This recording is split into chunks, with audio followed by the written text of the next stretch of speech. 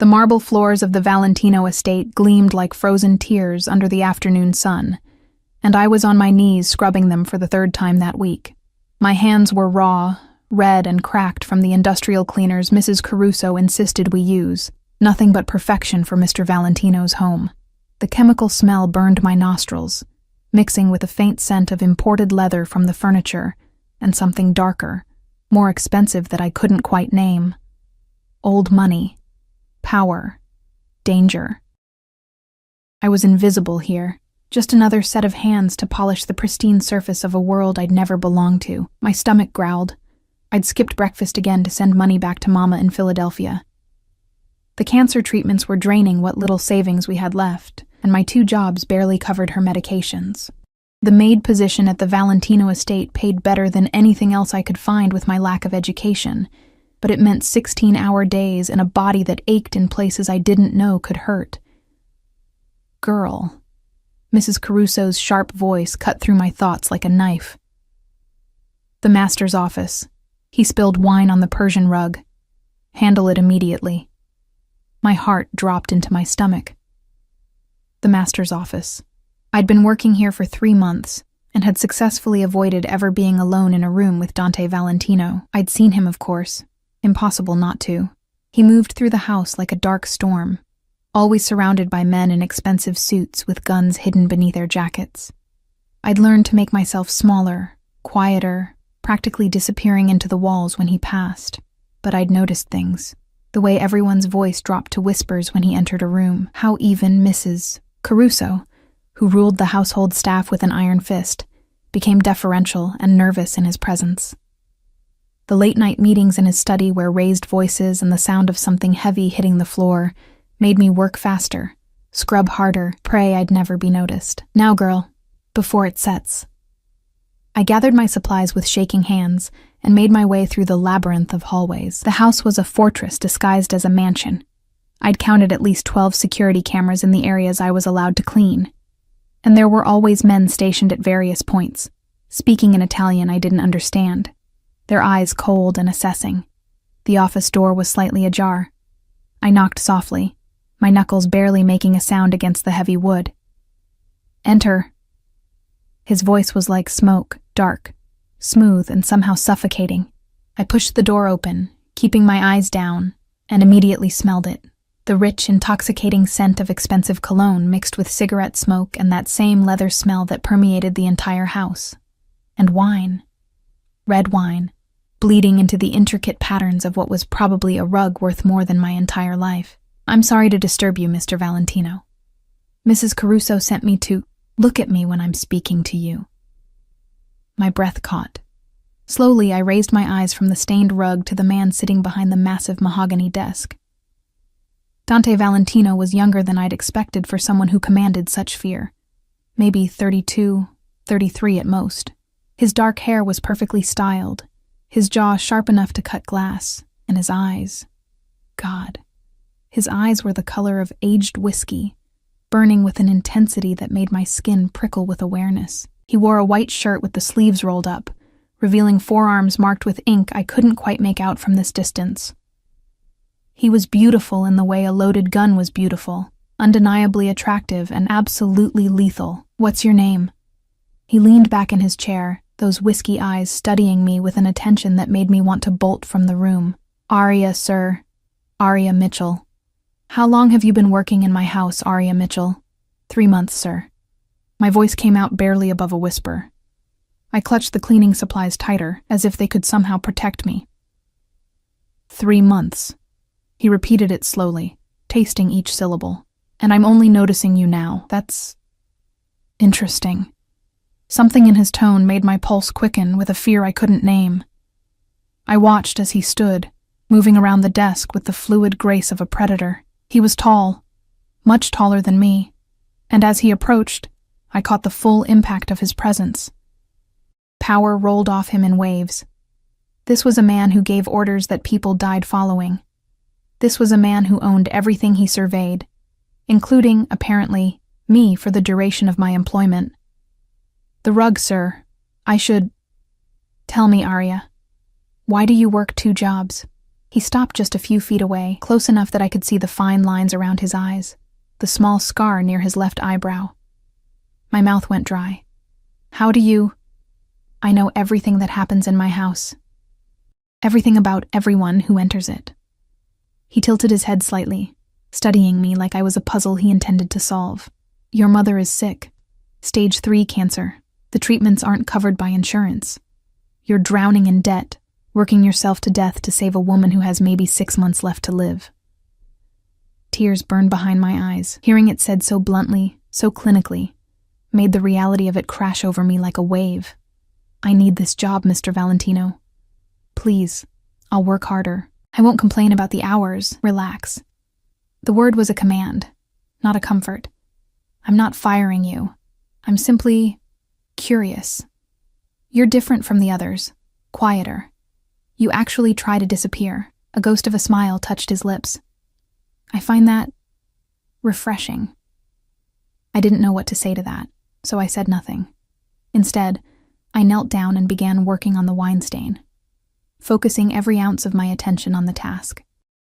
My hands trembled as I applied the solution, scrubbing in careful circles the way I'd been taught.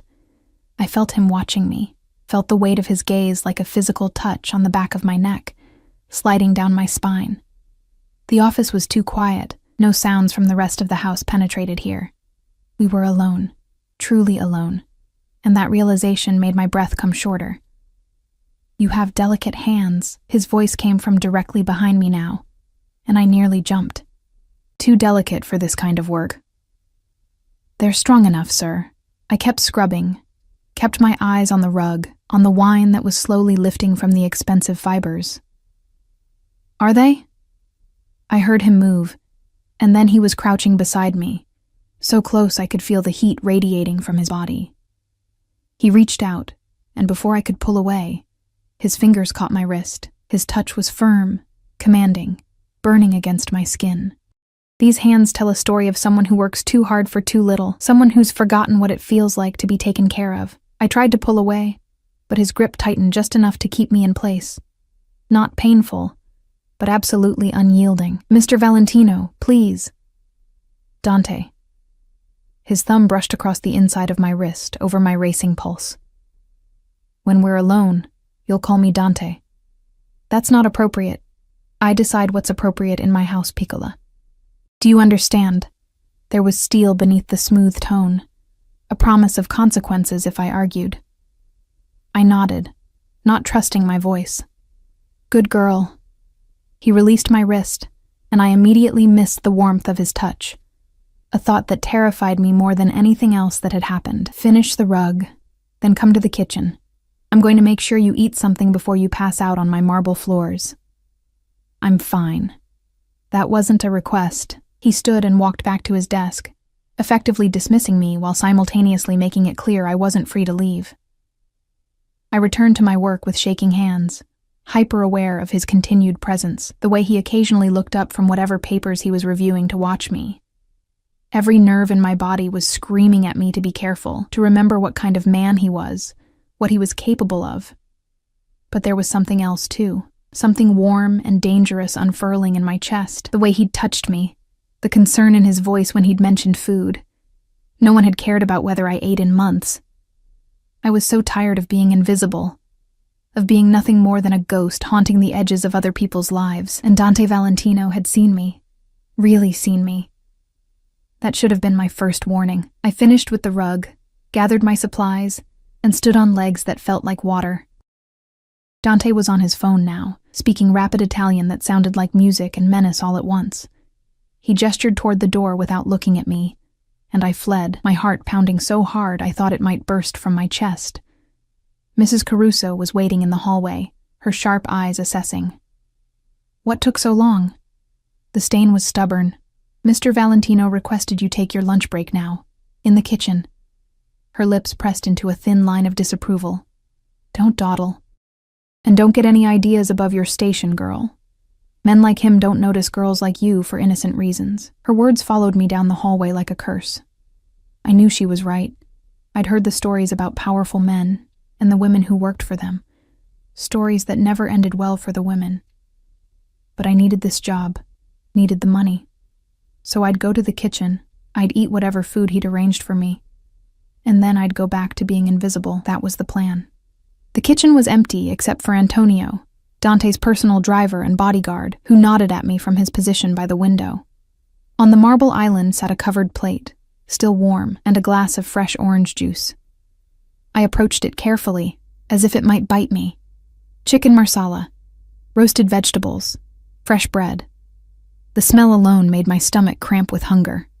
I ate mechanically, too aware of Antonio's watchful presence, too confused by this sudden attention. Why would Dante Valentino care if his maid ate?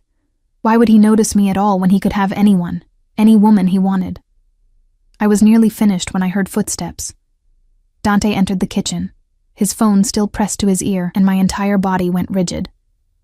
He ended the call, slipped the phone into his pocket, and leaned against the counter across from me. Better? I nodded, unable to form words. Good. You're going to start eating regular meals. I won't have my employees fainting from malnutrition. He crossed his arms, the movement pulling his shirt taut across his chest. From now on, you'll take your lunch here. Antonio will make sure you're fed properly. Mr. Valentino, Dante, that's really not necessary. I know what's necessary in my own house. His tone brooked no argument. You're too thin, too pale.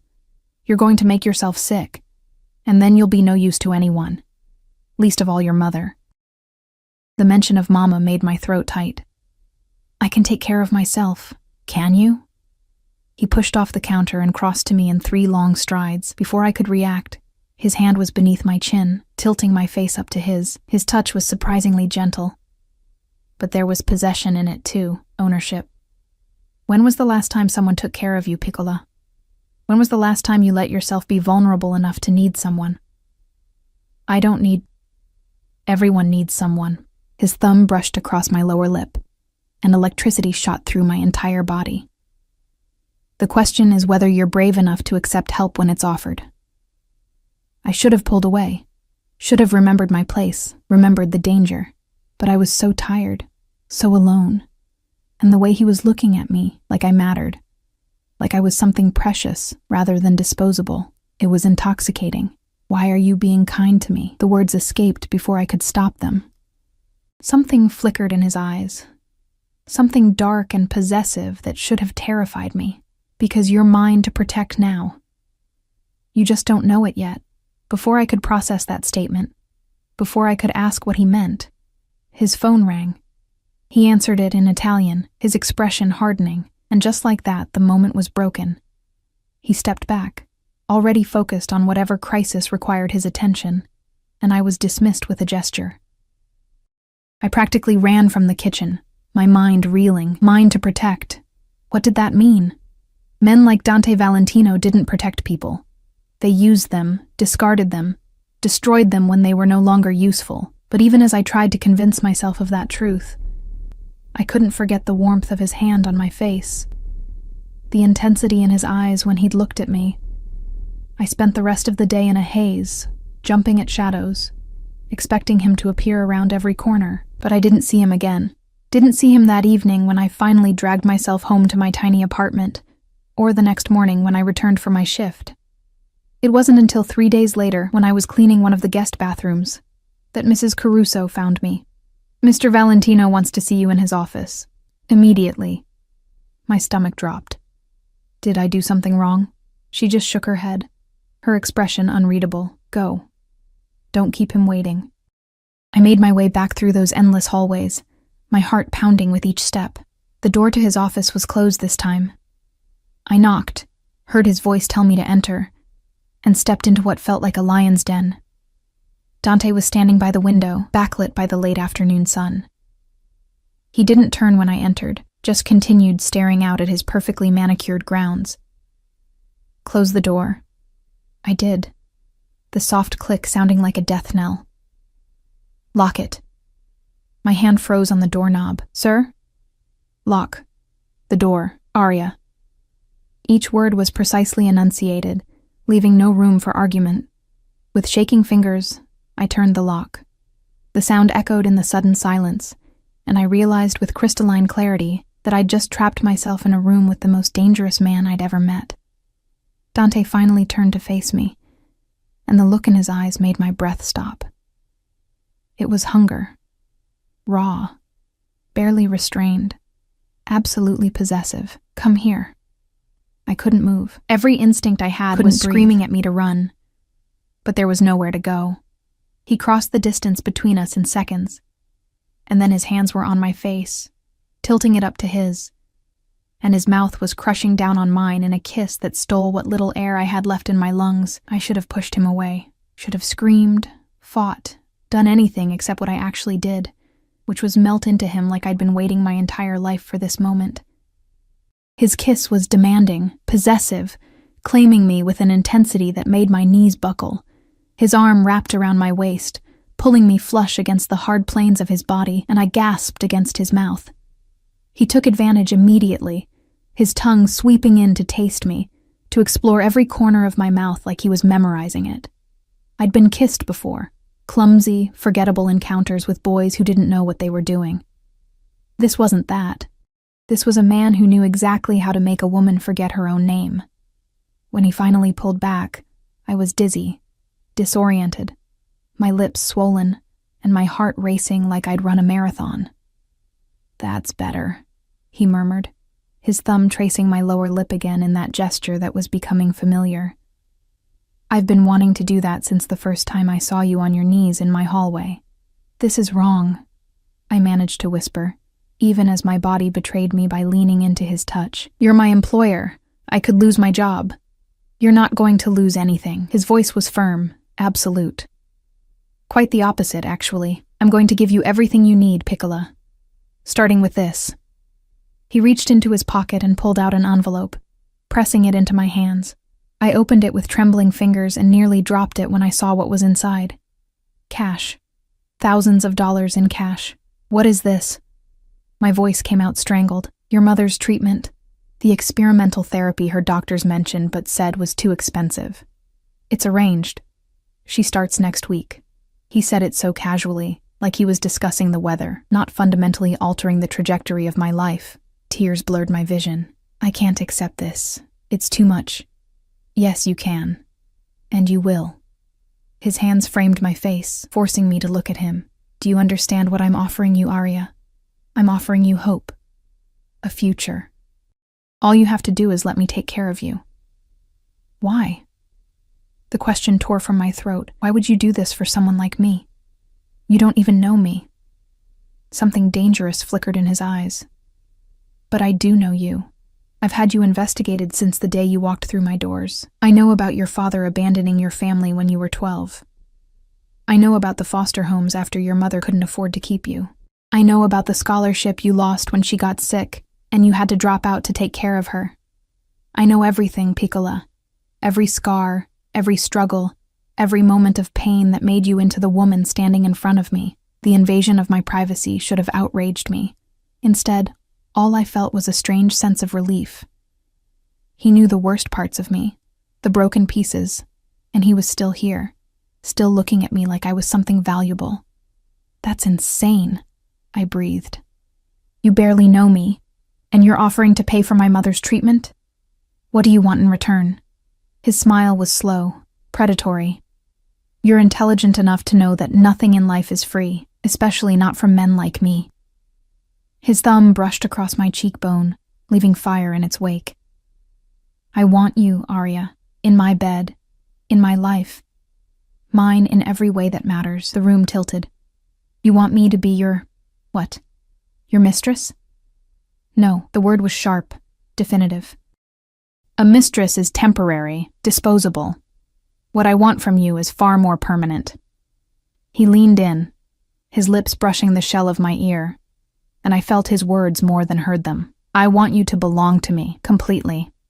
Your body, your time, your loyalty. In exchange, I'll give you everything. Your mother will have the best care money can buy. You'll never have to scrub another floor or wear yourself down to nothing trying to survive. You'll live here, with me, and you'll want for nothing." My mind was spinning. This couldn't be real. Men like Dante Valentino didn't make offers like this to women like me. This is crazy. You could have anyone, models, actresses, women from your world. I don't want them. His voice turned hard, possessive. I want you. I've wanted you since I saw you making yourself small in my hallways, trying so desperately to be invisible. Do you know how rare that is? Everyone wants something from me. Everyone sees the power, the money, the fear I command. But you?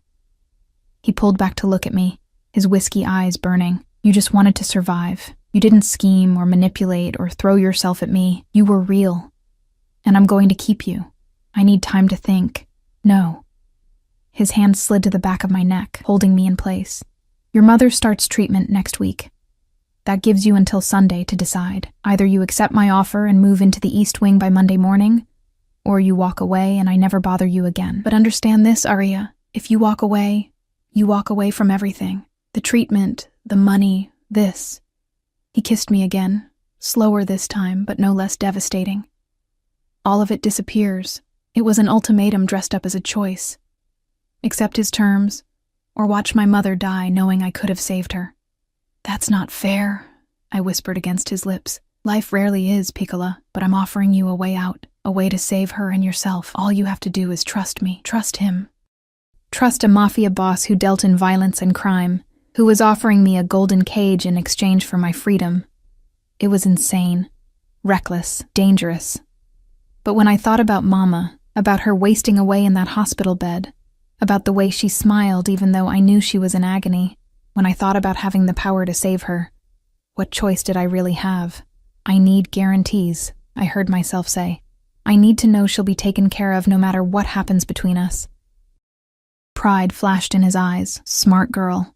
Yes, I'll have my lawyers draw up a contract. Your mother's treatment will continue regardless of our arrangement. You have my word. The word of a criminal? The words escaped before I could stop them, and I immediately regretted them when I saw his expression darken. But instead of anger, he laughed.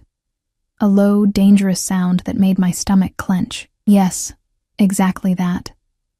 And in my world, Arya, my word is more binding than any legal document. When I make a promise, people know I keep it. When I make a threat, they know I follow through. Remember that. He released me and moved back to his desk, pulling out his phone. Antonio will take you home. Pack whatever you want to keep. Monday morning you move in. We'll go shopping for anything else you need. Wait, Monday, but I haven't even decided. Yes, you have. He looked up at me, and there was absolute certainty in his gaze. You decided the moment you asked for guarantees instead of telling me to go to hell. You're mine now, Piccola. You just need the weekend to accept it. I stood there, frozen, as he made a call in rapid Italian. Within minutes, Antonio appeared at the door, his expression carefully neutral as Dante instructed him to drive me home. I was ushered out in a daze, my mind unable to fully process what had just happened. The ride to my apartment was silent. Antonio didn't speak, didn't ask questions, just drove with the calm efficiency of someone who'd seen stranger things. When we pulled up outside my building, a rundown complex in a neighborhood Dante's car probably cost more than, I finally found my voice. Does he do this often? Make offers like this to his employees? Antonio's eyes met mine in the rearview mirror. Mr. Valentino doesn't explain his actions to me, miss, but in the 10 years I've worked for him, I've never seen him look at anyone the way he looks at you. Whatever this is, it's different. Different. The word echoed in my mind as I climbed the stairs to my third-floor apartment. Different good or different bad? Different dangerous or different devastating? I spent the weekend in a fog of indecision and denial. I visited Mama at the hospital, watched her struggle to breathe, listened to her apologize for being a burden. When I told her about the new treatment, about the anonymous donor who was covering the costs, she cried with relief. She didn't ask questions, didn't wonder who would be so generous. She just held my hand and told me she loved me, that she'd make this second chance count. Guilt ate at me. She didn't know the price of her miracle, didn't know I was essentially selling myself to save her. But was it really selling myself if part of me wanted this? If part of me had been thinking about Dante's kiss, his touch, the way he looked at me like I was something precious? For the past 72 hours, Sunday evening, I packed my meager belongings into 2 suitcases. Most of my clothes were worn, faded, not fit for the life Dante was offering. I kept photos, a few books, my mother's jewelry, things that mattered, things that remembered who I was before all this. I didn't sleep that night. Monday morning arrived with brutal inevitability.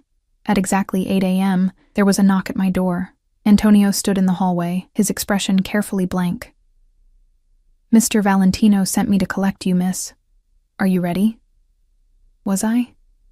Could anyone ever be ready to step into a life like this? I nodded, grabbed my suitcases, and followed him down to the waiting car. The drive back to the estate felt both too long and far too short. My hands wouldn't stop shaking. My mind kept running through every possible scenario, each one more terrifying than the last. The car pulled through the gates, past the security checkpoint, and up the long driveway. The house looked different now, not just a workplace, but a prison. A beautiful, gilded prison, where I'd just agreed to serve my sentence. Mrs. Caruso was waiting at the entrance, her expression sour. "Mr. Valentino is in his office. He wants to see you immediately. Your belongings will be taken to the East Wing."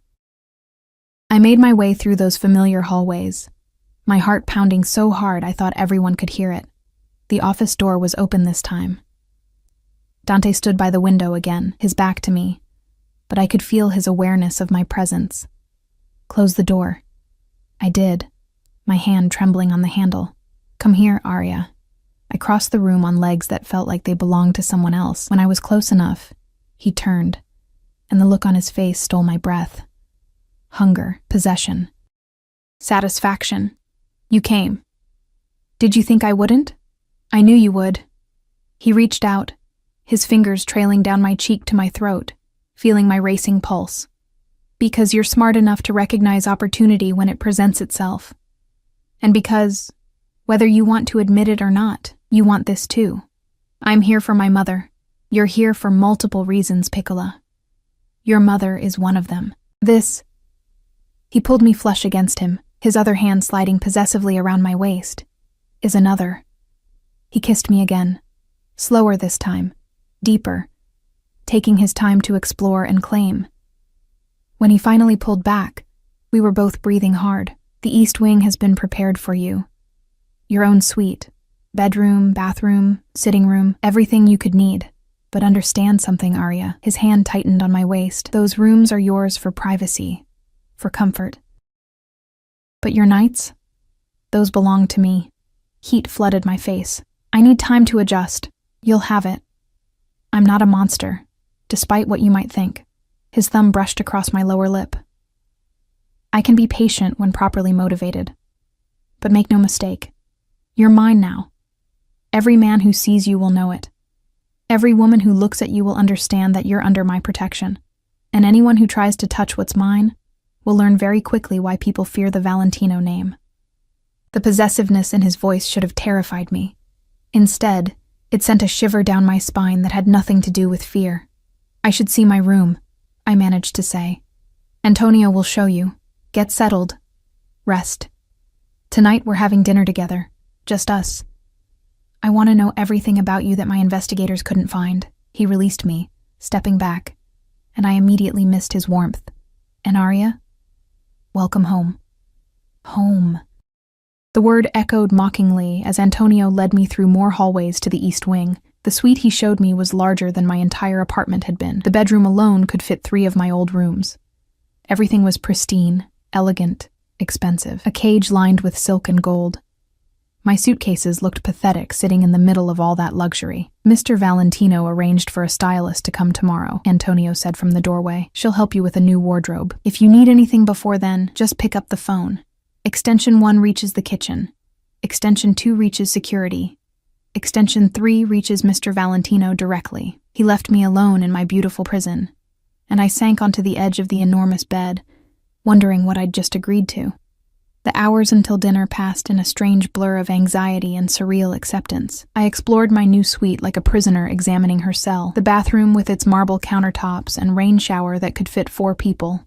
The walk-in closet that was currently empty except for my pathetic collection of worn clothes. The sitting room with floor-to-ceiling windows overlooking manicured gardens that probably cost more to maintain than most people's mortgages.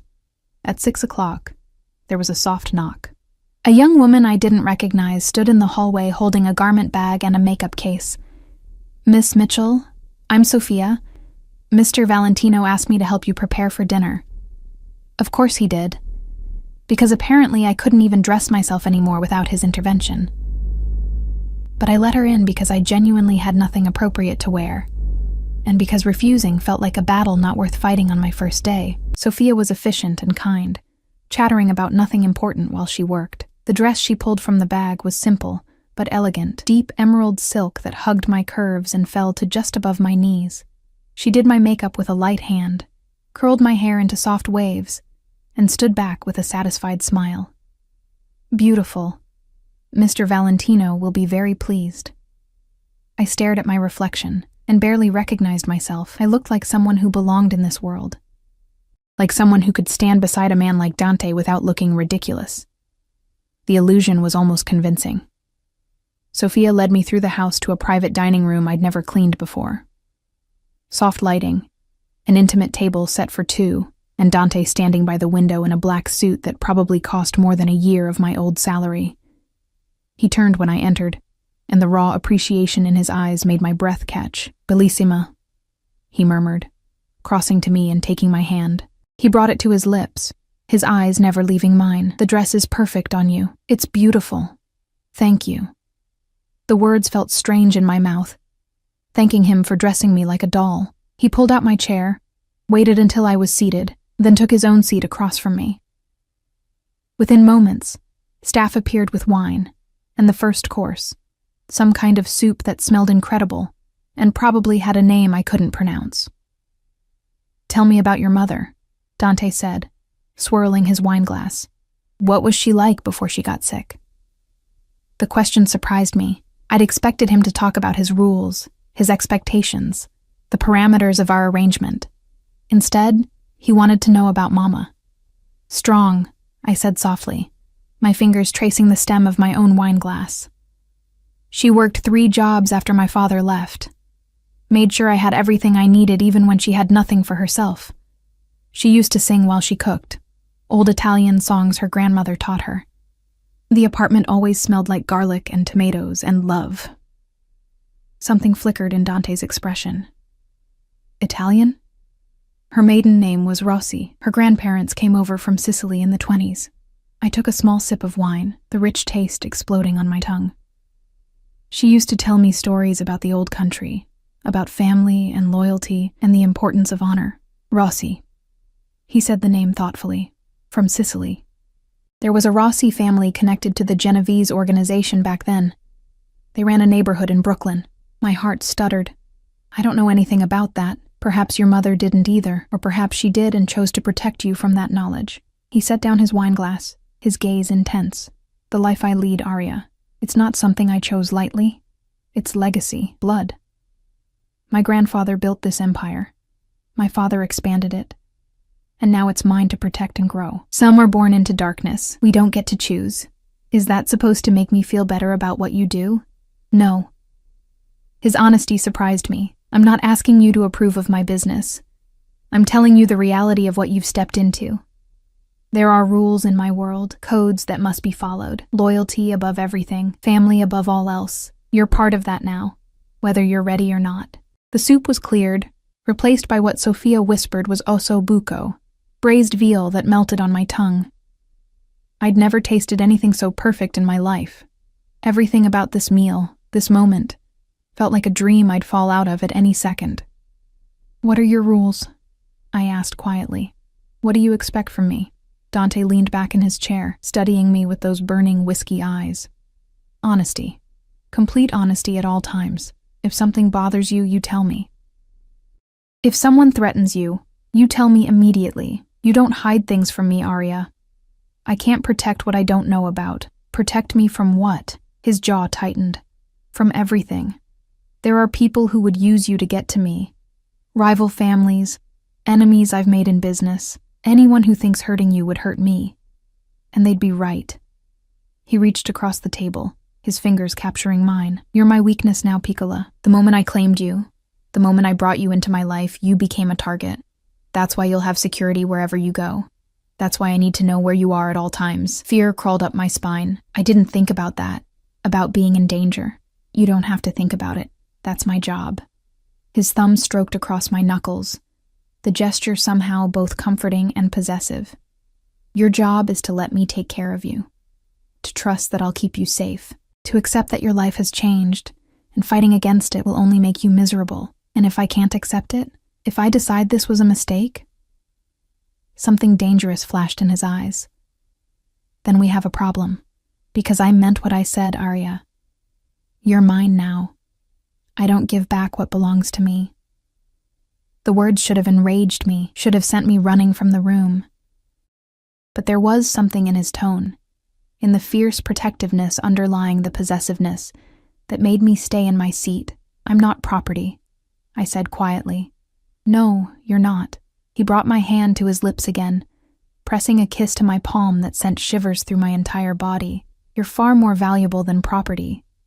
You're mine in the way that matters, the way that makes me want to destroy anyone who looks at you wrong, the way that makes me rearrange my entire world to keep you safe and happy. I don't own you, Piccola. I claim you. There's a difference. Dinner continued with him asking me questions about my life, my dreams, the things I'd wanted before circumstances stole my choices. He listened with an intensity that made me feel like every word mattered, like I was the only person in his universe that moment. It was intoxicating and terrifying in equal measure. When the meal finally ended, he stood and offered me his hand. Walk with me. We moved through the house to a private terrace I'd never seen before. The night air was cool, carrying the scent of jasmine from the gardens below. City lights twinkled in the distance, a reminder of the world beyond these walls, the world I'd left behind. Dante stood behind me, his hand settling on my waist, his chest warm against my back. What are you thinking? That my life was simple yesterday. Hard, but simple. Now everything is complicated. Life worth living usually is. His lips brushed against my temple. But you're not alone in navigating it anymore. You have me. I turned in his arms, looking up at his face in the moonlight. Why me, Dante? Really? There has to be more to it than just wanting someone who didn't chase you. His expression shifted, becoming almost vulnerable. My mother died when I was 15. Cancer, like yours. My father remarried within a year. A woman from another family, a strategic alliance. She was beautiful, ambitious, everything a mafia wife should be. His jaw clenched. She was also cold, calculated. Every smile, every touch, every word was designed to manipulate and climb the social ladder. When my father died 5 years ago, she didn't even pretend to grieve. She just started plotting how to maintain her position. Understanding dawned, and I reminded you of your real mother. No. He cupped my face in his hands. You reminded me that real people still exist, that not everything is about power and position. When I watched you work yourself to exhaustion for someone you love, when I saw you try to disappear rather than scheme for attention, I saw something authentic, something I wanted to possess before this world corrupted it. That's not romantic, Dante. That's controlling. Yes, he agreed simply. It is. I never claimed to be a good man, Arya. I'm possessive, controlling, and violent when necessary, but I'm honest about what I am, and what I am is someone who will burn the world down to keep you safe. He kissed me then, deep and claiming, his hands sliding into my hair. I melted into him despite every warning bell ringing in my head. His kiss was drugging, addictive, making me forget why this was dangerous. When we finally broke apart, both breathing hard, he rested his forehead against mine. Come to bed with me. My heart stuttered. Dante. Just to sleep, he clarified, though the hunger in his eyes suggested he wanted far more. I want to hold you, to feel you beside me. Nothing more until you're ready. It was probably a terrible idea. But I was exhausted from the emotional whiplash of the day, and the thought of spending the night alone in that huge empty bed in my suite felt unbearable. Okay, I whispered. Satisfaction gleamed in his eyes. He took my hand and led me through the house to the master suite, a space that was somehow both masculine and elegant, dominated by a massive bed that looked like it belonged in a palace. He handed me one of his shirts to sleep in, turned his back while I changed, then pulled me into bed beside him. His arms came around me immediately, pulling my back flush against his chest. I could feel every hard plane of his body, the steady beat of his heart, the way his breathing gradually synchronized with mine. "Sleep, Piccola," he murmured against my hair. "You're safe here. Always safe with me." And despite everything, despite the insanity of my situation, the danger lurking at the edges of this new life, the absolute control he was exerting over my existence, I believed him. That should have been my second warning. I woke to sun streaming through unfamiliar windows and an empty bed. Panic seized me for a moment before I heard water running in the bathroom. Dante emerged moments later, wearing only a towel slung low on his hips, water droplets trailing down his chest, and the intricate tattoos I could now see clearly. The ink told stories, a family crest over his heart, names I didn't recognize on his ribs, religious imagery mixed with symbols that probably meant something in his world. He was beautiful and terrifying and absolutely deadly. His eyes met mine, and a slow smile curved his lips. "Good morning, Bellissima. How did you sleep?" "Better than I expected," I admitted, sitting up and pulling the sheets higher. His shirt had ridden up during the night, exposing far too much leg. "Good." He moved to his closet, dropping the towel without shame, and I quickly looked away, heat flooding my face. His low chuckle told me he'd noticed. "A stylist will be here in an hour. Antonio will stay with you the entire time. Don't leave the house without telling me first. I need to visit my mother at the hospital. Already arranged. You'll go this afternoon. Antonio and Marco will accompany you." He emerged fully dressed, looking every inch the powerful crime boss. "The hospital has been informed that your mother is under my protection. She'll receive the best care available. No one will bother her or you." He crossed to the bed, leaned down, and kissed me thoroughly. "I have business to attend to today, but tonight we're having dinner with some associates. You'll meet them, smile, and let them see that you're mine. Understand?" I nodded, not trusting my voice. "Good girl." He traced my lips with his thumb. "Get dressed, eat breakfast. Sophia will help you with everything. And Arya?" His expression turned serious. "Don't try to run. Don't test me. I've been patient because you're adjusting, but my patience has limits." Then he was gone, leaving me alone in his room with the scent of his cologne and the memory of his kiss burning on my lips. The day passed in a whirlwind of activity. The stylist, Elena, brought what seemed like an entire boutique's worth of clothes. She measured me, assessed my coloring, and filled the empty closet with outfits I'd never have chosen for myself. Elegant dresses, designer jeans, silk blouses, even lingerie that made me blush just looking at it. "Mr. Valentino has excellent taste," she said approvingly, as I modeled yet another dress. "He wants you to have the best of everything." That afternoon, Antonio drove me to the hospital with Marco, another stoic bodyguard, following in a second car. The hospital staff treated me completely differently now, with deference bordering on fear. They led me to a private room where Mama was resting, looking better than I'd seen her in months. "Arya." Her face lit up. "Sweetheart, they moved me to this beautiful room, and the doctor said I start the new treatment tomorrow. They're so optimistic. They think it might really work." I held her hand, fighting back tears. "I'm so glad, Mama. Tell me about your donor. Who is this angel who's saving my life?" I couldn't tell her the truth, couldn't explain that I'd essentially sold myself to save her, so I lied, weaving a story about a charitable foundation, an anonymous benefactor who helped families in need. She believed me because she wanted to, because accepting a miracle was easier than questioning its source. When I finally left, guilt sat heavy in my chest, but seeing the hope in her eyes made it worth it. Whatever price I had to pay, she would live. That's all that mattered. Back at the estate, Sophia helped me prepare for dinner. The dress Elena had chosen was stunning, black silk that clung to my curves, elegant but understated.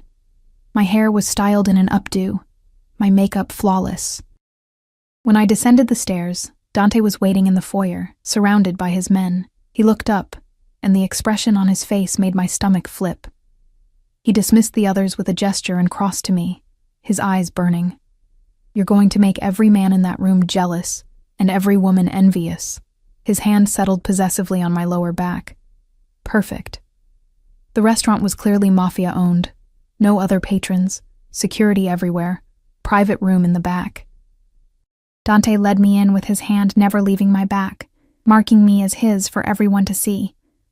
5 men sat around the table, their women beside them. All eyes turned to us as we entered, assessing, calculating. I felt like a specimen under a microscope. "Gentlemen," Dante said smoothly, "this is Arya, my woman. Anyone who disrespects her answers to me personally." The message was clear. The men nodded, their expressions carefully neutral. Their women looked at me with varying degrees of curiosity and pity. They knew what I was, what I'd become.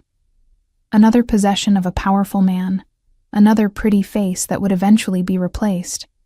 But they didn't know the whole story, didn't know about the arrangement, the contract written in desperation and sealed with a kiss. They didn't know that part of me was starting to want this, starting to crave Dante's attention and protection in ways that terrified me. Dinner was an exercise in survival. I smiled when appropriate, spoke when spoken to, and tried to ignore the undercurrents of violence and danger threading through every conversation. These men discussed territory and business and problems that needed solving, euphemisms for crimes I didn't want to understand. And through it all, Dante kept me close, his hand on my thigh under the table, his touch possessive and reassuring in equal measure. It was midnight when we finally returned to the estate. I was exhausted, overwhelmed, ready to collapse. But Dante had other plans. He led me to his room, closed the door, and pulled me into his arms. "You did perfectly tonight. I'm proud of you." The praise shouldn't have mattered, but it did. God help me, it did. He kissed me slowly, thoroughly, his hands roaming over the silk covering my body. When he finally pulled back, we were both breathing hard. "Stay with me again tonight," he murmured against my lips. "Let me hold you. Let me take care of you." And I did. Because somewhere in the past 48 hours, I'd stopped fighting the inevitable. I was his now. For better or worse. I just didn't know yet how much worse it could get. The next 3 weeks passed in a strange rhythm of luxury and captivity. My days fell into a pattern. Breakfast with Dante when his schedule allowed. Visits to Mama at the hospital where her treatment was showing promising results. Afternoons exploring the estate grounds with Antonio shadowing my every move. Evenings preparing for whatever social obligation Dante had planned. And nights. Nights were spent in his bed, wrapped in his arms, his body curved protectively around mine. We hadn't crossed that final line yet. He was keeping his word about giving me time, but the tension was building. Every kiss grew deeper, every touch more possessive. He was patient, but I could feel his control fraying at the edges. I was learning his world through observation and careful questions. The associates who visited weren't just businessmen. They were soldiers, captains, underbosses in a structure built on violence and loyalty. The phones that rang at all hours weren't telemarketing calls. They were emergencies requiring his immediate attention. The basement level I wasn't allowed to visit wasn't a wine cellar. It was something darker that I didn't want to understand. But I was also learning him, the way he took his coffee, black, no sugar, how he ran his hand through his hair when he was frustrated, the slight softening around his eyes when he looked at me, the nightmares that sometimes woke him at 3 a.m, leaving him tense and unreachable until I touched him, reminding him where he was. He was a monster in many ways. But he was also a man, complicated and damaged, and trying to protect something he valued in the only way he knew how, through control and possession. On a Thursday evening, exactly 23 days after I'd moved in, everything changed. I was in the library, a room I'd discovered during my explorations and had claimed as my sanctuary, floor-to-ceiling books, a fireplace, comfortable chairs by the window. I'd been reading when Dante found me, his expression strange. "Come with me. There's something I need to show you." He led me through the house to his office, then to a door I'd never noticed before, hidden behind a false bookshelf. It opened to reveal stairs descending into darkness. "Dante, what?" "Trust me."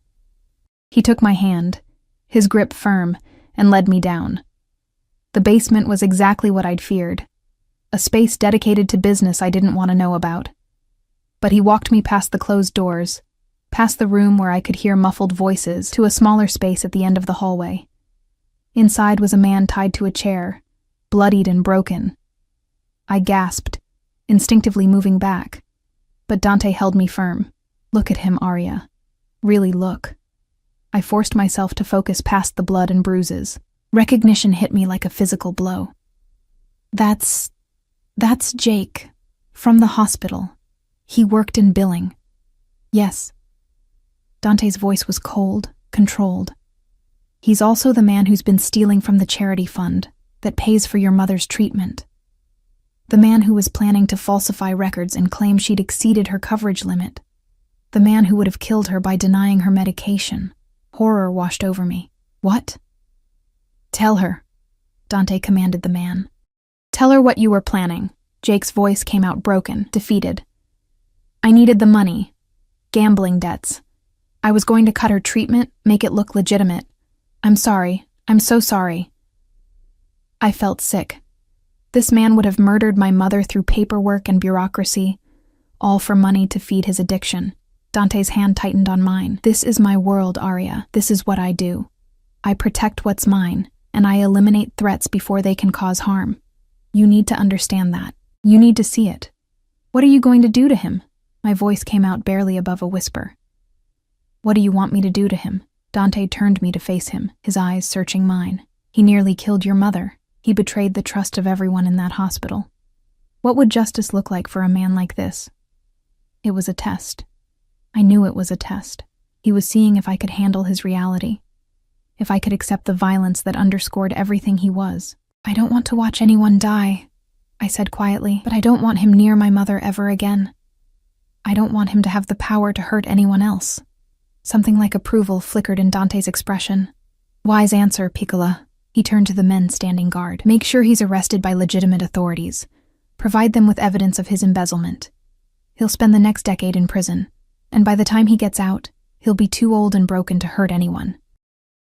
He led me back upstairs, his hand never leaving mine. In his office, he poured us both whiskey, pressing the glass into my trembling fingers. You passed, he said softly. That was a test. Everything is a test in this life. I needed to know if you could handle the reality of what I do, if you could see the violence and understand that sometimes it's necessary. He sat beside me, his thigh pressing against mine. You didn't flinch, didn't demand I let him go. You saw the situation clearly and made a rational decision. I'm proud of you. Don't be. I drank the whiskey, letting it burn away the taste of fear. I'm not proud of myself. I should have demanded you let him go, should have been horrified, but all I could think about was Mama, and how close she came to dying because of that man's greed. That's survival instinct. That's understanding that the world isn't black and white, that sometimes monsters wear respectable faces, and sometimes the devil protects the people you love. He took the empty glass from my hand and set it aside. You're adapting to this life better than I expected. Is that what this is? Adaptation? I laughed bitterly. I'm changing into someone I don't recognize. Someone who can stand in a basement with a tortured man and calmly discuss his fate. You're becoming someone stronger, someone who can survive in my world. His hand cupped my face, forcing me to meet his eyes. And you're mine, which means you're protected, cherished. No one will ever hurt you the way that man tried to hurt your mother. He kissed me then, and for the first time, I kissed him back with matching hunger. All the tension of the past weeks, all the fear and desire and confusion, it all poured out in that kiss. His hands tangled in my hair, pulling me closer, and I went willingly, climbing into his lap, pressing against him. Arya, he groaned against my mouth. If you don't stop now, I won't be able to. Then don't stop. The words left my mouth before I could think better of them. I don't want you to stop. His eyes blazed. Are you sure? Because once we cross this line, there's no going back. You'll be mine in every way. I'm already yours, I whispered, and realized it was true. Somewhere between the threats and the protection, between the fear and the desire, I'd fallen into this, into him. I stopped fighting it a week ago, maybe longer. I don't know when it happened, but it did. He stood with me in his arms, carrying me through the house to his bedroom. He set me down gently, his hands shaking slightly as he reached for the zipper of my dress. I'll be gentle, he promised. "I'll take care of you." And he was. He undressed me slowly, reverently, like I was something precious. His kisses were soft, exploratory, mapping every inch of skin he revealed. When he finally laid me back on his bed, I felt treasured rather than possessed. Making love to Dante was nothing like I'd imagined. It was intense, overwhelming, a claiming that went deeper than physical. He watched my face the entire time, gauging my reactions, adjusting his movements to my responses. When I fell apart in his arms, his name on my lips, he followed moments later, burying his face in my neck and holding me like he'd never let go. Afterwards, wrapped in his arms with my head on his chest, I felt the magnitude of what had just happened settle over me like a weight. "No regrets," he murmured, as if reading my mind. "This was inevitable from the moment you walked into my life. So sure of yourself. About this?" "Yes." His hand stroked through my hair. "You're mine now, Arya." "Completely mine. And I'm never letting you go." The possessiveness should have bothered me. But lying there in the aftermath, feeling safe and cherished and wanted, I couldn't bring myself to care. I fell asleep in his arms, more content than I'd been in years. I woke to an empty bed and the sound of angry voices downstairs. Pulling on one of Dante's shirts, I crept to the door and listened. Italian, rapid, furious Italian, punctuated by what sounded like furniture hitting walls. Something was wrong. Very wrong. I found Sophia in the hallway, her face pale. "Miss Arya, you should stay in your room." "What's happening?" "There's been an incident with one of the families. Mr. Valentino is handling it." Before I could ask more, Dante appeared at the top of the stairs, his expression thunderous. Blood spattered his shirt. Not his blood, I realized with sick certainty. His eyes found mine, and something in his expression made my stomach drop. "Arya, my office. Now." I followed him on shaking legs. Inside, he closed the door and turned to face me, his control visibly fraying. "There's been a complication. The Baldini family has declared vendetta against me. Some business disagreement that escalated." He ran a hand through his hair. "They've made threats against anyone close to me. Which means you're in danger." "What kind of danger?" "The kind that gets people killed." His hand settled on my shoulders. "I'm doubling your security. You don't leave this house without at least 4 guards. You don't go anywhere I haven't personally approved. And if I say run, you run. No questions, understand?" Fear crawled up my spine. "Dante, I won't let them touch you." His voice turned hard, deadly. "I'll burn their entire organization to the ground before I let them hurt you. But you need to be smart. Need to follow my rules exactly." This is insane. Maybe I should leave. Go somewhere they can't find me. No. The word was absolute, final. You're safest here with me. Running would make you an easier target. Here, I can protect you. Here, you're surrounded by my men, my security, my power. His hands tightened on my shoulders. "You're not leaving me, Arya. Not now, not ever." The next week was a nightmare of paranoia and tension. Armed guards patrolled the grounds constantly. Every delivery was searched. I wasn't allowed outside at all. Dante barely slept, spending his nights on phone calls and in meetings, orchestrating whatever moves were necessary to end the threat. And then, 8 days after the vendetta began, Dante came to find me in the library. His expression was strange, satisfied, but also troubled. "It's over. The Baldini family has agreed to terms. The vendetta is lifted." Relief flooded through me. Thank God. What changed? I gave them something they wanted more than my blood. He sat beside me, taking my hand. "But there's something else. Something you need to know." The way he said it made my stomach clench with dread. "What?" "You're pregnant." The world tilted. "What?" "That's impossible. We've only been together for 3 weeks. I know exactly how long it's been." His hand settled on my stomach, possessive and gentle. "I had the doctor run tests when you complained about feeling nauseous yesterday. The results came back an hour ago. I couldn't breathe. Couldn't think. Pregnant. I was pregnant with Dante Valentino's child. This changes everything," he continued, his voice soft but absolute. "You're not just mine now, Arya. You're carrying my heir, my child. That makes you family in the truest sense. That makes you untouchable."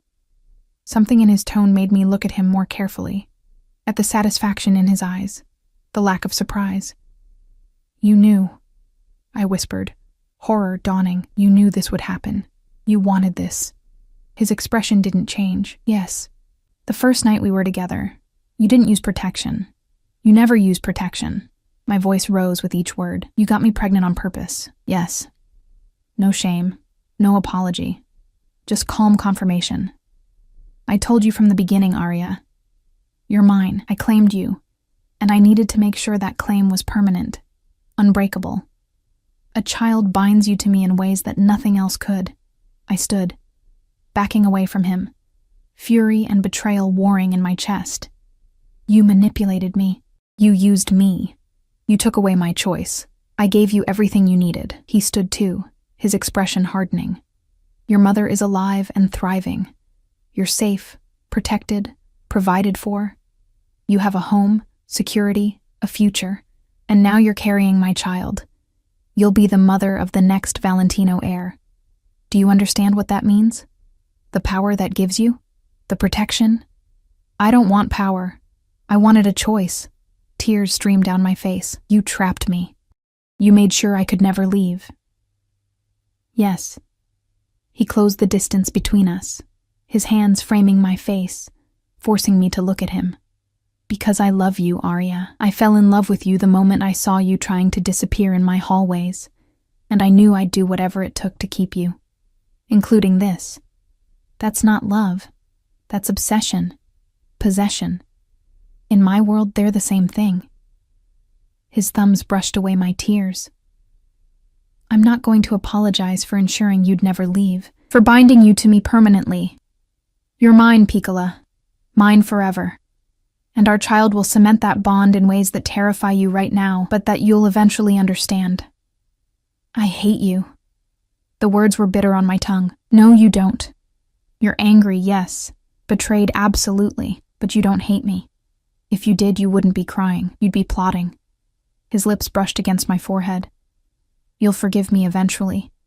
When you hold our child in your arms, when you see how much I love both of you, when you understand that everything I've done has been to protect this family, you'll forgive me." I wanted to keep fighting, wanted to scream and rage, and make him understand the magnitude of what he'd done. But what was the point? He was right about one thing. I was trapped. Pregnant with his child, living in his house, surrounded by his men. There was no escape from this gilded cage he'd built around me. "I need time," I managed to say. "Time to process this. Time alone." "Of course." He released me, stepping back. "But understand something, Arya. Time won't change the reality. You're pregnant with my child. You're mine. Those are facts that no amount of anger will alter." He left me there in the library, and I collapsed into a chair, my hand instinctively moving to my stomach. There was a life growing inside me, a child. Dante's child. The child I hadn't chosen but that I already knew. With terrible certainty, I would love fiercely, because that's who I was. Someone who loved deeply, who protected fiercely, who sacrificed everything for family. Dante had known that about me, had seen it, and used it, and made it a weapon to bind me to him forever. And God help me, part of me understood why. The next 2 months were the hardest of my life. My body changed in ways I wasn't prepared for. The morning sickness that left me weak and shaking. The exhaustion that made simple tasks feel impossible. The emotional upheaval that had me crying over commercials and snapping at anyone who looked at me wrong. But through it all, Dante was there. Constant, patient, overwhelmingly present. He held my hair back when I was sick. He canceled meetings to sit with me when the anxiety became too much. He had the estate chef prepare whatever strange food combinations I craved at 3 a.m. He read parenting books and attended every doctor's appointment, his hand never leaving mine during the ultrasounds. And slowly, against every ounce of my better judgment, my anger began to fade into something more complicated. I couldn't forgive what he'd done. The manipulation, the calculated way he'd gotten me pregnant to trap me permanently. It was unforgivable.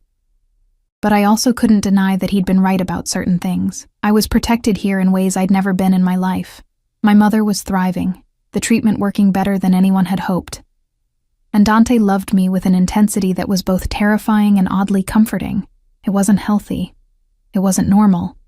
But it was real. One evening, when I was almost 4 months along and finally starting to show, Dante found me on the terrace watching the sunset. He'd been in meetings all day, something about territorial disputes and negotiations I didn't want to understand. He looked exhausted, the weight of his world evident in the lines around his eyes. "Can I sit with you?" he asked quietly. I nodded, and he settled beside me, his hand immediately finding mine. We sat in silence for long minutes, just breathing together, watching the sky turn from gold to pink to deep purple. "I was 7 when my mother died," he said suddenly. "Brain cancer. It took her fast. 6 months from diagnosis to death. My father was destroyed by it. He loved her in a way that made him vulnerable, and that vulnerability nearly cost him everything. Other families saw his grief as weakness. They moved against him, tried to take what was his, while he was too broken to fight back." I squeezed his hand, not speaking, just listening. He survived, but it changed him, made him hard, cold. When he remarried, it was strategic. No love, no emotion, just power and alliance. He taught me that love was a liability, that caring about anyone made you weak.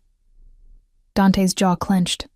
I believed him for years, built walls around myself, refused to let anyone matter. And then you walked into my house trying so hard to be invisible, and you shattered every wall I'd spent 20 years building. Dante, let me finish.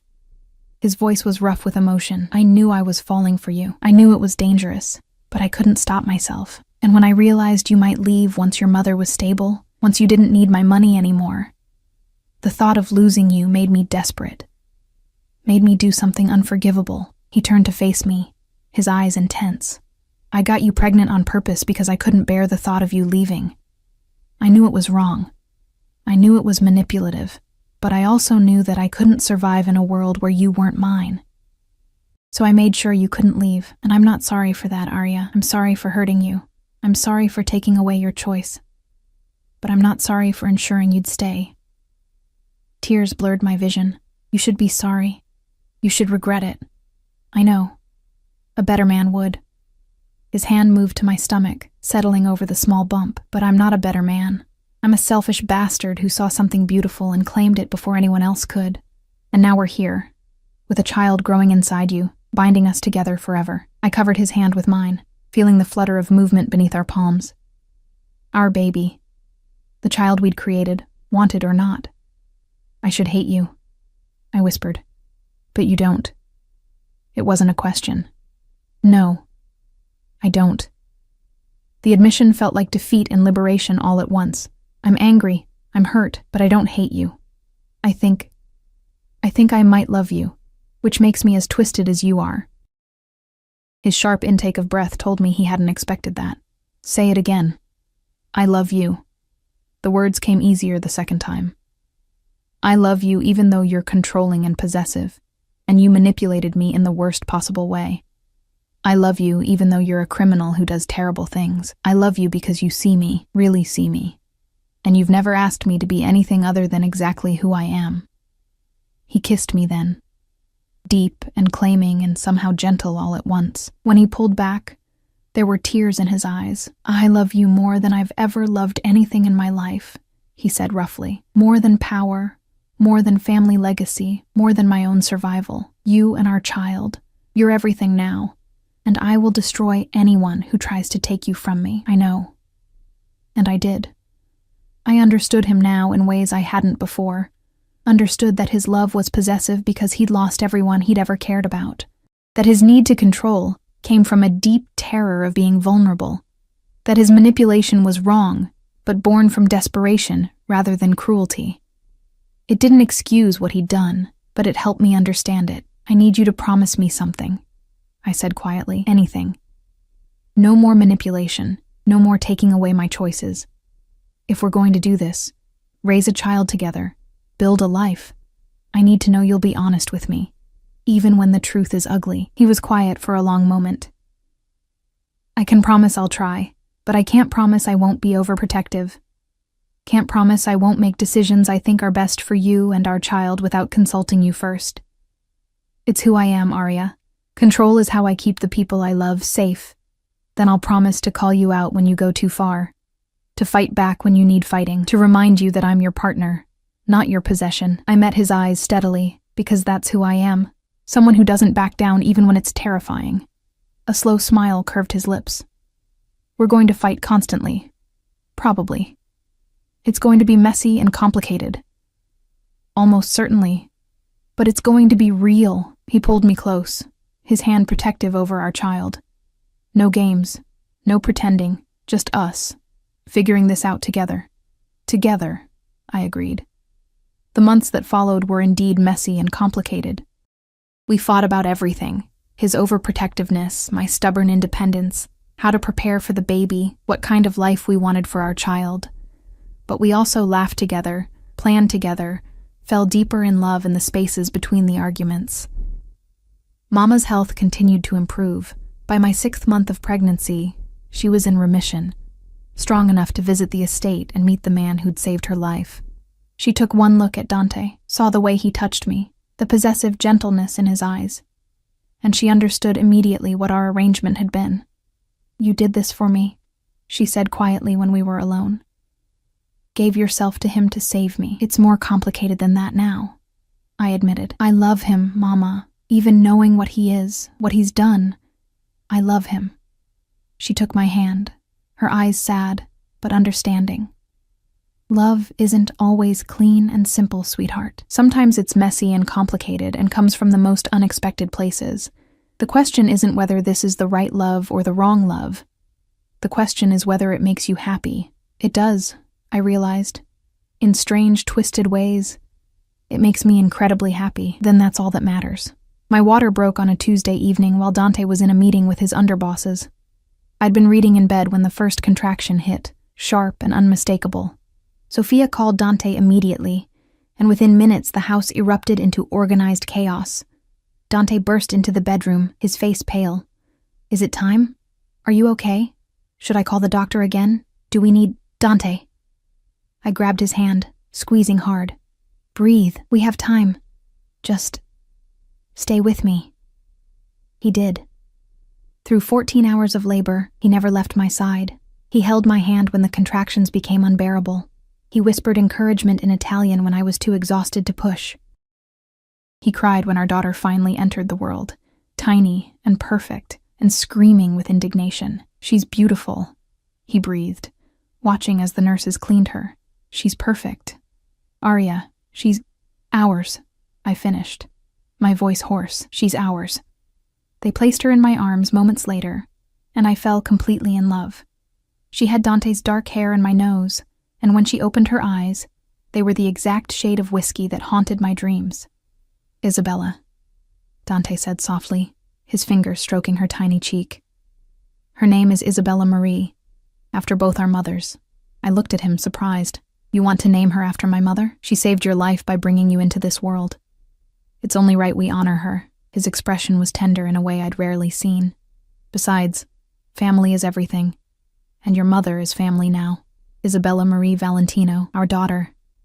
The physical proof of the complicated, messy, absolutely real love between a mafia boss and the maid who'd stolen his heart. The weeks after her birth were exhausting and perfect. Dante was surprisingly hands-on for someone who'd grown up in his world. He changed diapers, did 3 a.m. feedings, rocked Isabella to sleep while singing Italian lullabies his mother had sung to him. He was gentle with her in ways he'd never been gentle with anything else in his life, and he was even more possessive of both of us.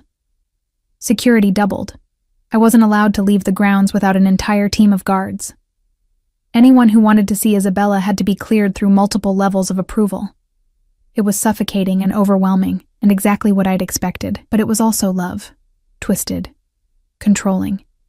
Absolutely consuming love. One night, when Isabella was 6 weeks old and finally sleeping through the night, I found Dante standing by her crib just watching her sleep. The moonlight streaming through the window illuminated his face.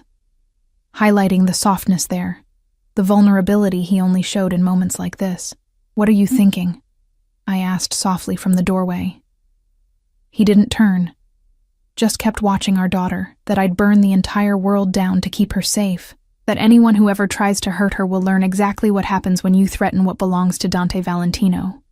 "She's not property, Dante, neither am I." "No." He finally looked at me, and the love in his eyes stole my breath. "You're not property. You're my heart, my soul, my reason for breathing. You're the woman who taught me that love doesn't have to be weakness, that protecting the people you care about can make you stronger rather than vulnerable." He crossed to me, pulling me into his arms. "I got you pregnant on purpose because I was terrified of losing you. And I'd do it again, Arya. I'd do anything to ensure you and Isabella stay by my side forever." I know. I should have been angry, should have hated his continued lack of remorse, but I understood him now in ways I hadn't before. And I'd fight you every step of the way while simultaneously staying exactly where I am. Because as twisted as this is, as complicated and messy and wrong, it's ours. This life, this love, this family we've built from desperation and obsession and something that somehow became real. "You're mine," he murmured against my hair. "And you're mine," I replied. "Forever, forever," he agreed. 2 years later, Isabella took her first steps in the gardens while Dante and I watched, both of us anxious and proud in equal measure. Mama was there too, healthy and vibrant, laughing as Isabella stumbled and got back up with determination that reminded me of her father. "She has your stubbornness," Dante observed. "And your arrogance," I countered. He grinned, pulling me close. "She's going to be unstoppable." I looked around at the life I'd built, this strange, complicated, unconventional life that had started with desperation and manipulation, but had somehow transformed into something that felt like home. The estate that had once felt like a prison now felt like a sanctuary. The man who'd trapped me had become my partner. The future I'd thought was stolen had bloomed into something I never could have imagined. Was it perfect? No. Did we still fight about his controlling nature and my stubborn independence? Constantly. Were there moments when I looked at how this all began and felt the echo of that initial betrayal? Sometimes. But as I watched Dante scoop Isabella into his arms, saw the pure love and joy on his face, felt the warmth of family surrounding us, I knew I wouldn't change it, not the manipulation that brought us together, not the pregnancy that trapped me, not even the fear and anger I'd felt in those early months. Because all of it had led to this, to Isabella's laughter ringing through the gardens, to Mama's remission and happiness, to a love that was messy and complicated and absolutely real. Dante had told me once that he'd gotten me pregnant on purpose, that I was his forever.